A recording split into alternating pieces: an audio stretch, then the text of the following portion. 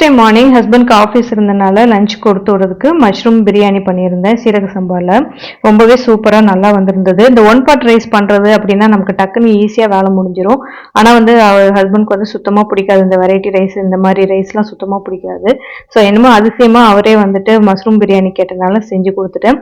ரொம்பவே சூப்பராக இருந்துச்சு. அது கூடவே வந்துட்டு இந்த ஆனியன் ரைத்தாவும் வச்சு கொடுத்தாச்சு. பிரேக்ஃபாஸ்ட்டுக்கு இட்லிலாம் கொடுத்துட்டேன். ஸோ அது எல்லாமே பேக் பண்ணியாச்சு. அடுத்து நல்லா சூப்பராக வந்துட்டு ஒரு ஃபில்டர் காஃபியும் போட்டு கொடுத்து அனுப்பி பாய் சொல்லியாச்சு.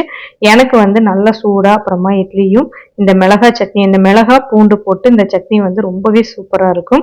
இதை அரைச்சி நல்லா சாப்பிட்டுட்டு இன்னைக்கு வந்து கொஞ்சம் ரிலாக்ஸ் பண்ணலாம் அப்படின்னு சொல்லிட்டு இன்னைக்கு நெட்ஃப்ளிக்ஸில் வந்துட்டு இந்த மெய்யழகன் மூவி தான் பார்த்தேன். அப்படி கீரை வாங்கியிருந்தேன். ஸோ அதையும் க்ளீன் பண்ணிட்டு மூவி பார்த்துட்டு இருந்தேன். நான் பார்த்ததுலேயே ரொம்ப பெஸ்ட்டு, இப்போ ரீசெண்டாக வந்த மூவிலே ரொம்ப பெஸ்ட்டுன்னாக்கா இந்த மெய்யழகன் மூவி சூப்பராக இருந்துச்சு.